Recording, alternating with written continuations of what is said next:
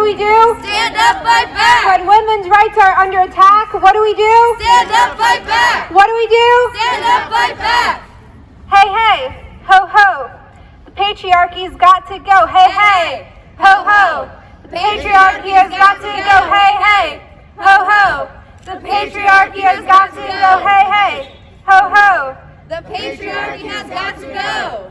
All right. Hi, everyone. So just last week, the Supreme Court heard arguments on Dobbs versus Jackson Women's Health Organization, a Mississippi case that challenges Roe v. Wade and put its constitutionality at risk. The Jackson Women's Health Organization is Mississippi's only abortion clinic and has put forth evidence that fetal viability is impossible at 15 weeks. The estimated fetal viability period is actually at 24 weeks. Mississippi's Gestational Age Act, passed in 2018, makes most abortions illegal after 15 weeks of pregnancies, 2 months earlier than Roe v. Wade allows. And while this law is currently blocked by 2 federal courts, it allows only in medical emergencies or for severe fatal abnormality, with no exception for rape or incest. And if doctors perform abortions outside the parameters of the law, they will have their medical license suspended or revoked and may be subject to additional penalties and fines. This case is pivotal to determining how aggressive the majority conservative Supreme Court justices will move toward placing new constraint on abortion rights. If the Supreme Court moves towards overturning Roe v. Wade, 12 Republican-controlled states have trigger laws that will nearly ban all abortions immediately following the court's decision, with another 9 states that have already written stricter restrictions that could be pushed forward quickly. Banning abortions won't stop them from happening, but it will increase unsafe, life-threatening abortions. Abortion is healthcare, and healthcare is a human right, and we're here fighting to legalize abortion now. First up speaking, we have Ashley from Delco Resists. Thank you.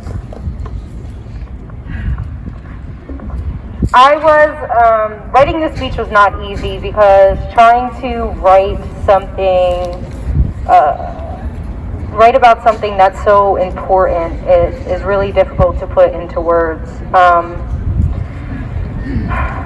So I figured that I wanted to cover the history of abortion for anybody who might not know. There's so much to learn, actually. I'm sure if there's anybody standing out here who is knowledgeable on how abortion came to be illegal in the first place, there's still so much to learn. I've actually learned a lot over the past few days. So in 1970, Jane Roe, which was a fictional name used to protect the plaintiff's identity, filed a lawsuit against the district attorney of Dallas, Texas, Henry Wade. Roe filed the lawsuit to challenge a Texas law making abortion illegal except by a doctor's order to save a woman's life. Roe would go on to give birth and put her child up for adoption as the case went undecided for years. On January 22nd, 1973, the United States Supreme Court ruled that the Constitution of the United States protects a pregnant woman's liberty to have an abortion without excessive government restriction. Justice Harry Blackmun delivered the opinion for the 7-2 majority of the court, ruling that the Due Process Clause of the 14th Amendment of the U.S. Constitution provides a right to privacy, which protects a pregnant woman's right to choose whether or not to have an abortion. But it also ruled that this right is not absolute and must be balanced against the government's interest in protecting women's health and protecting prenatal life. But do the government's interests truly align with protecting women's health, or do these laws have more to do with control? What was abortion like in America before 1973? In the 18th century, until about 1880, abortions were allowed and were widely practiced under common law. According to historian Leslie Reagan, author of When Abortion Was a Crime, until the mid-19th century, the Catholic Church implicitly accepted early abortions. Not until 1869, at about the same time that abortion became politicized in this country, did the Church condemn abortion. In 1895, it even condemned therapeutic abortion, meaning procedures used to save a woman's life. These decisions, which cause harm to expectant mothers, are the complete opposite of having an interest in protecting women's health. Leslie Reagan states that abortions would become criminalized by 1880 except when necessary to save a woman's life, not at the urging of social or religious conservatives, but under pressure from the medical establishment, the very organization that speaks out in support of abortion access today. Reagan states that in 1857, the American Medical Association began a crusade to make abortion illegal, spreading far and wide. Some of it came out of regular physicians' desire to win professional power, to control medical practice, and to restrict their competitors, such as midwives and homeopaths. Again, we can see that these decisions are not in alignment with protecting women's health. If the Supreme Court decides to overturn Roe v. Wade, abortion rights will be returned to the states. Legislature in 22 states would almost certainly move to ban or substantially restrict access to abortion. According to Dr. Prudence Flowers, who has a PhD in history and focuses on social movement activism and medicine and public health, despite the political controversy and polarizing rhetoric, polling this year indicated that 80% of Americans support abortion in all or most cases, and at least 60% support Roe v. Wade.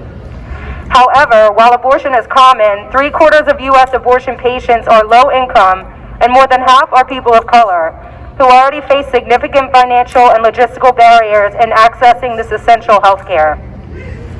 If Roe v. Wade is overturned, abortion will still be safely and legally accessible for those who can afford it. The devastating consequences of such a decision will fall primarily on the shoulders of those least able to bear it. In summarizing such a long and tedious battle to protect the rights of those looking to access safe abortion, I stand here today because we cannot, in every capacity that we cannot allow this to happen. Women deserve, and I also need to address, not everybody goes by woman. There are plenty of non-binary folks who can conceive and who also need access to safe abortion. So I want to address that also while I'm speaking. We're so used to just saying the term woman, woman, woman, but there are plenty of trans men and there are plenty of gender fluid and non-binary folks who need access to safe abortions just as well as biological women do. So I will continue to say that anybody who needs access to safe abortion should be able to get that. This shouldn't be a decision made by anybody's court. We're all human at the end of the day. Your religious beliefs should not have any control over what somebody else decides to do with their body. You can believe whatever you want to believe. We all have the freedom to believe in what we believe in, but it's a really tricky line when that crosses into legislature. If abortion is banned, it's not going to stop. People are just going to get dangerous procedures done. Some people may even go as far as suicide. Like, this is not something that can be restricted. It's going to be dangerous. It is proven to be dangerous. It will be dangerous if Roe v. Wade gets overturned and it's left to the states to decide. I'm not going to bring up one party over the other, but I'm pretty sure we all know certain states is done. And those women are going to have to be able to afford. I read that California is going to turn into a sanctuary state. Who can afford right now to up and fly to Cali? Anybody here? How the fuck is that going to work out? Sorry, excuse my French, but it's not. People are not going to be able to access abortion because they're not going to be financially able to do so. California is working on covering those funds, but we don't know the numbers. Like, we have no idea how this is going to unfold. It may even get to the point where there are funds, but there's not enough doctors to perform all of these procedures at one time. Nobody should have to travel out of their state, across the United States. Nobody should even have to travel more than a couple hours to get to a doctor to get this health procedure done, because it is a health procedure. Your opinions or morality or ethics, they shouldn't determine what somebody can access for their body. If it's your body, it should be your choice what you're doing with it. It shouldn't be left up to a jury to decide, are you going to be forced to carry this child even though we don't know why they were conceived, how they were conceived. It doesn't matter if you were raped. It doesn't matter if you don't have the finances. It doesn't matter if the father's not going to be around. You're just going to be forced to have this child. And then when you have that child, we're going to do everything we can to make sure that we're not funding education properly. We're not providing universal health care so you could take care of your baby. I mean, there's so many systemic injustices that go into this. And it's just cool. There's so many different words to describe it, but I feel like at the core, it is really cool to think that you, as another human being, have the right to take access to healthcare away from somebody else. So that's all I have to say. Thank you for organizing this. We can't let this happen, so I wish there were more people out here because this is so important. And even if nobody here ever is in the position where they have to decide, you know, do I have to fucking fly to California right now? Somebody you love is going to most likely be in that position. So thank you everybody for coming out today. We have to keep the pressure up. And I hope that the right decision is made. Thank you.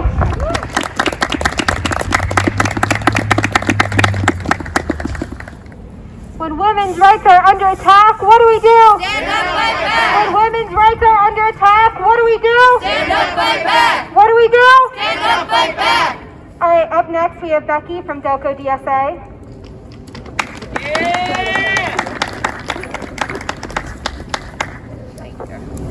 Hi everybody, my name is Becky Ferguson. I'm from Delco DSA. I don't have a lot to say. Ashley, that was amazing, wherever you are. I just want to say that as the Democratic Socialists of America, we believe that healthcare is a human right, and abortion is an integral part of healthcare for so many people. So it's really important to preserve that right. And as Ashley said, this is a right that affects so many people, but we know that the first among us to be affected are going to be the most marginalized. So yeah, it's really important that we protect this right and we do everything we can, and thank you all for coming out today. That's all I have to say for the moment. Thank you, Becky. I'd like to ask Ms. Zulene, would you like to speak? Yeah, I'm not stepping up there. Good afternoon, everybody. I'm Zelene Mayfield with Circle, Chester Residents Concerned for Quality Living, and this is a quality of life issue. As an aunt who has witnessed the murder of 4 nephews, if we can't regulate bullets in this country, leave our fucking bodies alone. That's all I gotta say about that. Regulate the damn bullets and leave us alone. That's it. Thank you, Ms. Zulene. Thank you. My name is Echo. I'm a Delaware County resident and a member of the Philadelphia Liberation Center. Access to reproductive health care is under attack.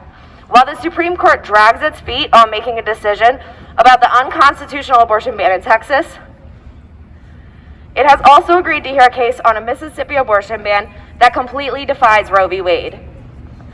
Mississippi's Gestational Age Act will ban almost all abortions after 15 weeks of pregnancy. Reproductive rights should not be at the mercy of 9 individuals. Free and safe abortions must be legalized in the U.S.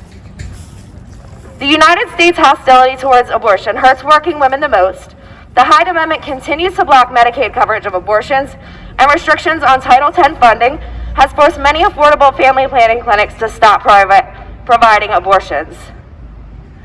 Abortion bans are an attack on the rights of working class women and threaten to undo 50 years in progress on women's rights in the United States.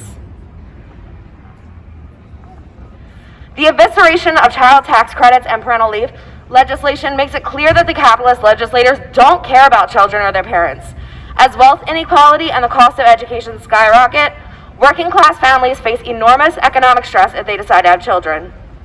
Access to abortion gives those who are pregnant the autonomy and right to decide when starting a family is right for them. Our legislators have not taken action to protect our health or our futures, and we demand they do so now. The Democratic Party controls the House, the Senate, and the White House.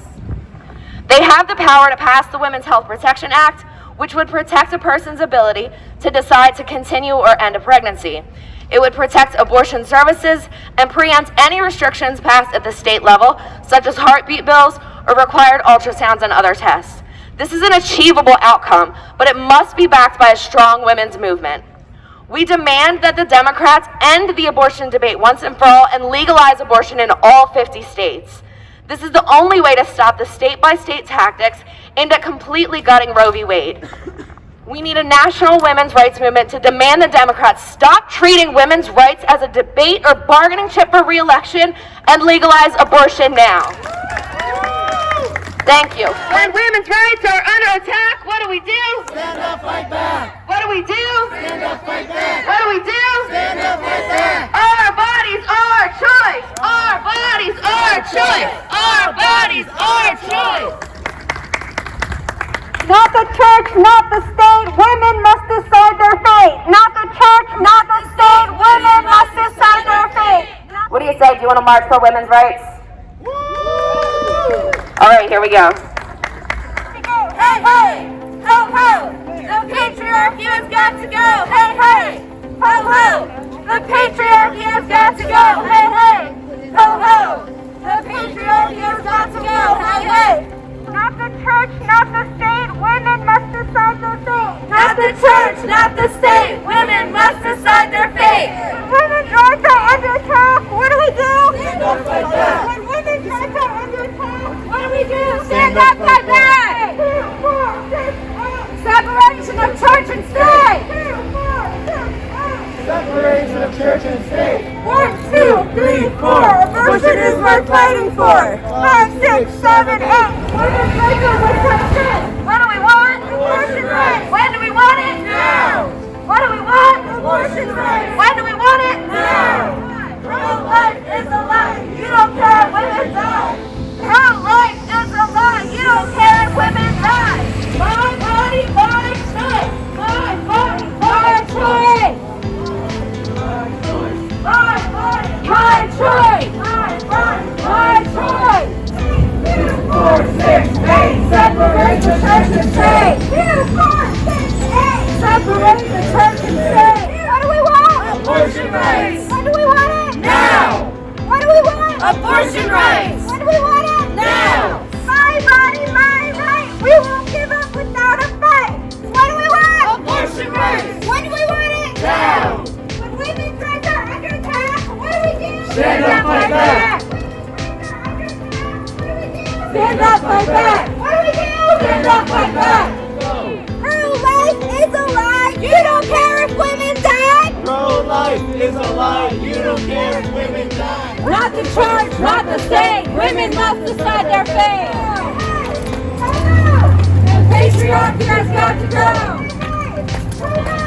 The patriarchy has got to go.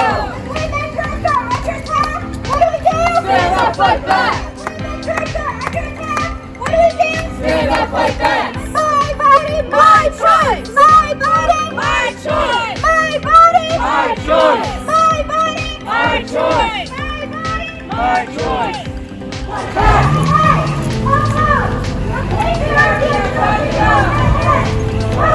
Patriarchy has got to go. My body, My choice. my body, My choice. pro-life is a lie. You don't care if women die. Pro-life is a lie. You don't care if women die. Not the church, not the state. Women must decide their fate. Not the Church, not the state. Women must decide their fate. Not the church, not the state. Women must decide their fate. Not the church, not the state. Women must decide their fate. Not the church, not the state. Women must decide their fate.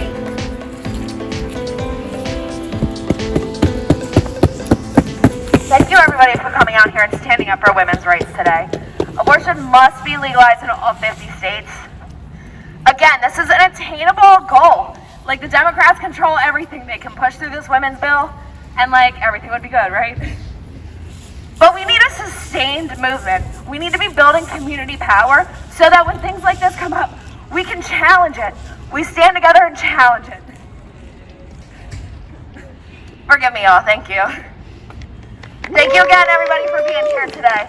When women's rights are under attack, what do we do? Stand up, fight back. When women's rights are under attack, what do we do? Stand up, fight back. What do we do? Stand up, fight back. What do we do? Stand up, fight back. And again, by fighting back, if we want to fight back, we need to build community power.